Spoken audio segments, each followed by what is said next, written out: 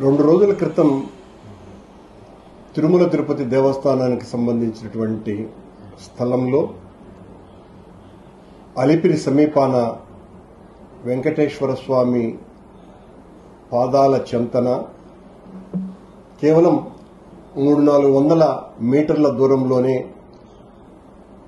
విష్ణుమూర్తికి సంబంధించినటువంటి ఒక విగ్రహం మలమూత్రాదుల మధ్యన మద్యం బాటిళ్ల మధ్యన పడి ఉండటాన్ని చూసి ఇది ఘోరమైనటువంటి అపచారం, సాక్షాత్తు వెంకటేశ్వర స్వామి ఆలయానికి సంబంధించినటువంటి స్థలంలోనే ఆ విగ్రహ దుస్థితి ఈ రకంగా ఉండటం పట్ల ఆవేదనతో హిందువుల మనోభావాలు దెబ్బతింటున్నాయి అని నేను మాట్లాడటం జరిగింది. దాని మీద టీటీడీ వాళ్ళు పాలక మండలి చైర్మన్ కావచ్చును, పాలక మండలి సభ్యులు కావచ్చును, ఆ తప్పును సరిదిద్దుకోకుండా నా మీద ఇష్టం వచ్చినట్టుగా మాట్లాడుతున్నారు. మాట్లాడడమే కాకుండా తెలుగుదేశం పార్టీ, జనసేన పార్టీకి సంబంధించినటువంటి వాళ్ళు కూడా ఏమాత్రము కూడా ఇంగిత జ్ఞానం లేకుండా వాస్తవాలు ఏంటి అన్నది తెలుసుకునేటువంటి ప్రయత్నం చేయకుండా రాజకీయపరమైనటువంటి అంశంగా దీన్ని మార్చి నా మీద పెద్ద ఎత్తున బురద చల్లేటువంటి ప్రయత్నాలు చేస్తున్నారు. అది విష్ణుమూర్తిది కాదు, శనీశ్వరుని విగ్రహమని, రకరకాలుగా అది 20 సంవత్సరాలుగా ఉందని, అసంపూర్తిగా ఉన్నటువంటి విగ్రహం అని కొందరు, పూర్తయినా కూడా అది ఆ శనీశ్వరుడి విగ్రహం కాబట్టి మేము వాడలేదని కొందరు, ఇలా రకరకాలుగా చెప్పటమే కాకుండా నా మీద మత విద్వేషాలని రెచ్చగొడుతున్నాడు అన్నటువంటి ఒక సెక్షన్తో కేసు కూడా బుక్ చేయించినారు టీటీడీ పెద్దలు. అయినా నేను ఇలాంటి వాటిల్ని చూసి బెదిరిపోయేటువంటి వాడిని కాదు. నేను వెంకటేశ్వర స్వామి భక్తుణ్ణి. ఆనాడు రామదాసు ఏ రకంగా అయితే రాముని పట్ల అకుంఠితమైనటువంటి భక్తితో ఆయన ఎన్ని కష్టాలు పడ్డాడో, ఈరోజు గోవిందదాసునిగా ఈ ఆలయ పరిరక్షణ కోసమని, హైందవ ధర్మ పరిరక్షణ కోసమని నేను ఎన్ని కష్టాలు పడటానికైనా సిద్ధమే. ఆనాడు రామదాసు, ఈనాడు ఈ గోవిందదాసు ఖచ్చితంగా ఎంతకైనా కూడా నేను కష్టాలు పడటానికి సిద్ధంగా ఉన్నానని మరొకసారి నొక్కి చెప్తున్నా. అది ముమ్మాటికి విష్ణుమూర్తి అనటంలో ఏమాత్రం కూడా సందేహము లేదు. ఇది నేను అన్ని విషయాలు పెద్దలను అడిగి తెలుసుకుని మాట్లాడుతున్నటువంటి మాట. త్రిశూలధారి అని శివుడు, శంకుచక్రధారి అని పరమాత్ముడైనటువంటి శ్రీ మహావిష్ణువు, వేద వాంగ్మయధారి అని చతుర్ముఖుడైనటువంటి బ్రహ్మ. ఇది అందరికీ తెలిసినటువంటి విషయం. మనకు త్రిమూర్తులున్నారు. వాళ్ల త్రిమూర్తుల చేతులలో శ్రీ మహావిష్ణువుకు శంకుచక్రాలు ఉంటాయి, శివునికి త్రిశూలం ఉంటుంది, బ్రహ్మకు వేదాలు రాస్తున్నటువంటి ఆ వాంగ్మయము ధరించి ఉంటాడు అన్నటువంటి విషయం అందరికీ తెలిసిందే. మీ ఇష్టం వచ్చినట్టుగా మీరు మీకు కావలసినటువంటి వాళ్లతో ఈ టీటీడీ పెద్దలు ఒక్కొక్కరి చేత ఒక్కొక్కరు. ఈరోజు ఒక పత్రికలో ఒక పెద్ద వ్యాసం వచ్చింది. ఆ కళాశాల ప్రిన్సిపల్ మా చేత బలవంతంగా మాట్లాడించటమే కాకుండా చాలా పెద్ద కథనం కూడా రాసినారు వాళ్ళు.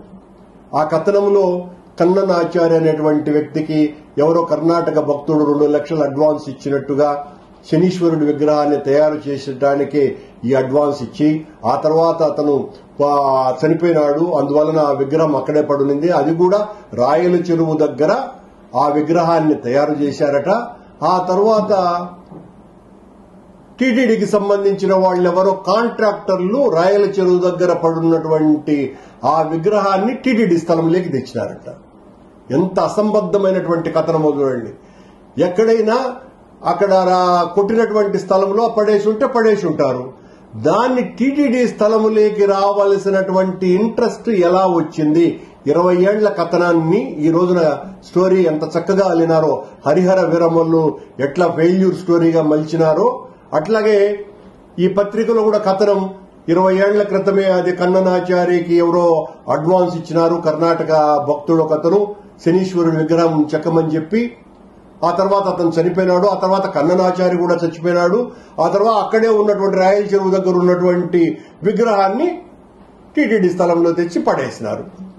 దానికి మళ్లీ ఆ టీటీడీ ప్రిన్సిపాల్, శిల్ప కళాశాల ప్రిన్సిపాల్ చేత బలవంతంగా ఏం కథనం చెప్పించినారు, అది శనీశ్వరుడి విగ్రహమే అయి ఉంటుంది అనేటువంటి కథనం. శంకు చక్రము ధరించేటువంటి హక్కు, అధికారము ఒక్క శ్రీ మహావిష్ణువుకే ఉంటుంది. వేరే వాళ్లు ధరించటానికి వీలు లేదు అన్నటువంటి విషయం జగమెరిగినటువంటి సత్యం.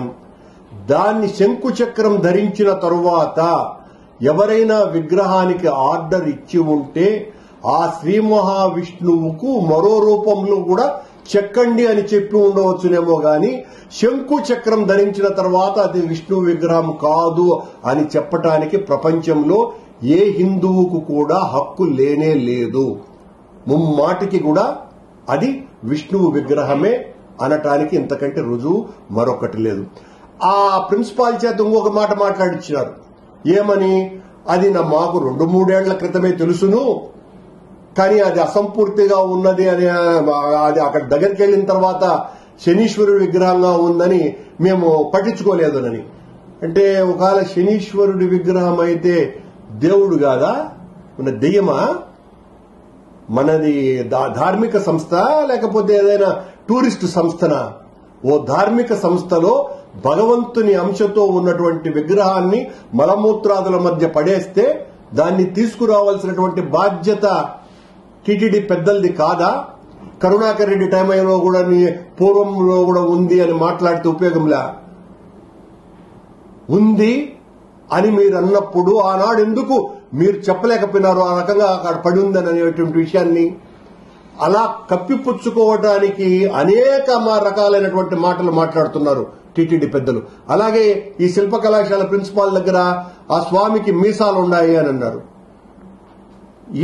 అని చెప్పించి టీటీడీ పెద్దలు అది శనీశ్వరుడి విగ్రహం సృష్టించడానికి. కానీ ఈ సందర్భంలో మరొక ముఖ్యమైనటువంటి విషయం కూడా, శ్రీ మహావిష్ణువు అంశ అయినటువంటి అన్నవరపు సత్యనారాయణ స్వామికి కూడా మీసాలున్నాయి అన్నటువంటి విషయాన్ని మరిచిపోవద్దండి. అలాగే విష్ణుమూర్తికి స్కాంద పురాణంలో రేవాఖండంలో మీ విషయం ఏం చెప్తున్నది అంటే, పరమాత్ముడికి పచ్చటి మీసాలున్నాయి అన్నటువంటి విషయాన్ని కూడా మన స్కాంద పురాణమే చెప్పింది అన్నటువంటి విషయాన్ని కూడా మర్చిపోవద్దండి అని చెప్తున్నా. ఈ పెద్దలకి ఓనామాలు కూడా రానటువంటి అజ్ఞానంలో ఆస్తిపరులైనటువంటి టీటీడీ పెద్దలకి విషయం తెలుసుకోకుండా చేసిన తప్పు అదే పొరపాటైపోయింది.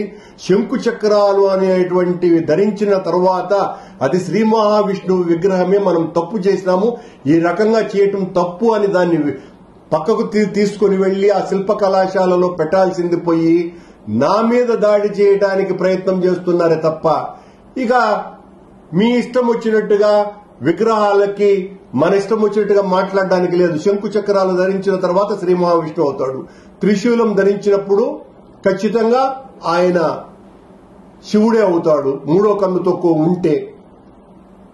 అలా కాకుండా ఎవరైనా విగ్రహానికి ఆర్డర్ ఇచ్చేటప్పుడు శివునికి అడ్డనామాలొద్దు, నిలునామాలతో మాకు కావాలని అంటే అది భగవత్ ప్రతిష్టకు ఉపయోగపడదు, ప్రాణ ప్రతిష్ట చేయటానికి లేదు. మీ వికారపు ఆలోచనలతో ఎవరైనా విగ్రహానికి ఆర్డర్ ఇస్తే మనష్టం వచ్చినట్టు విగ్రహం చెక్కరు. శ్రీ మహావిష్ణువుకు సంబంధించినటువంటి విగ్రహంలో శంకు చక్రాలు చెక్కిన తరువాత ఆయన ఆకారాలకు సంబంధించిన అవతారాలు ఎన్ని ఉన్నప్పటికీ కూడా, అనే చతుర్భుజం కావచ్చు, షడ్భుజం కావచ్చు, ఏ రకంగా శిల్పం చెక్కినప్పటికీ ఆ కింద ఏ రకమైనటువంటి వాహనం ఉంచినప్పటికీ కూడా శంకు చక్రధారణ జరిగిన తరువాత అది 100% శ్రీ మహావిష్ణువుకు సంబంధించినటువంటి విగ్రహంగానే పరిగణింపబడుతుంది అని మన శాస్త్రాలన్నీ ఘోషిస్తున్నాయని చెబుతూ అది విష్ణుమూర్తి కాదని మాట్లాడితే చేయగలిగిందేమీ లేదు. మీ ఇష్టం. ఎందువల్లంటే మీరు తప్పును సరిదిద్దుకునేటువంటి వాళ్ళు కాదని, తప్పును ఎత్తి చూపేటువంటి వాళ్ల మీద ఎంతకైనా నిందలు మోపి వాళ్లను జైళ్లలోకి కుక్కటానికే మీరు ప్రయత్నం చేస్తారని, మీరు జైళ్లలోకి పంపుతాను అంటే భయపడేటువంటి పిరికి పందను నేను కాదని తెలియజేస్తూ, బిఆర్ నాయుడు గారు ఈ సందర్భంగా ఒకవేళ మీ విగ్రహం ఏదైనా చెక్కాలని మీకు మోజు ఉంటే, లేకపోతే కనీసం మీ చిత్రాన్ని చిత్రీకరించేటువంటి ప్రయత్నం ఉండి మీ వెనకల శంకు చక్రంతో మీరు కావాలంటే చెక్కించుకుంటే చేయగలిగిందేమీ లేదు. అది మీ వికారానికి సంబంధించినటువంటి విషయం. అంతే తప్ప భగవంతుడికి సంబంధించినటువంటి విగ్రహాన్ని చెక్కుతున్నప్పుడు శంకు చక్రాలు ఉంటే అది 100% 10 కోట్ల శాతము అది శ్రీ మహావిష్ణువు విగ్రహమే అవుతుంది. ఈ విషయం ఇప్పటికే బ్రాహ్మణ వర్గాలలో హైందవ ధర్మాన్ని ఆచరించేటువంటి పీఠాధిపతులు, మఠాధిపతులు వీళ్ల మధ్యన చర్చ జరుగుతున్నది అన్నటువంటి విషయాన్ని కూడా ఈ సందర్భంగా మీకు గుర్తు చేస్తున్నా.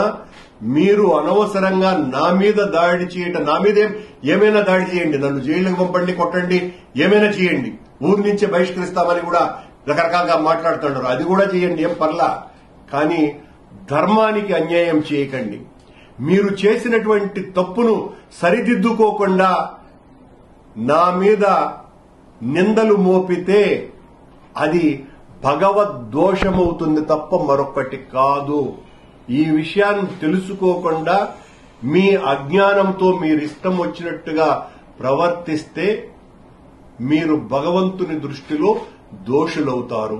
ఈ సందర్భంగా మీరు నన్ను రెచ్చగొట్టి ఈ రకంగా జైళ్లకు పంపించాలనో కేసులు పెట్టాలనో చేస్తే నేను మీరు చేసేటువంటి తప్పుల్ని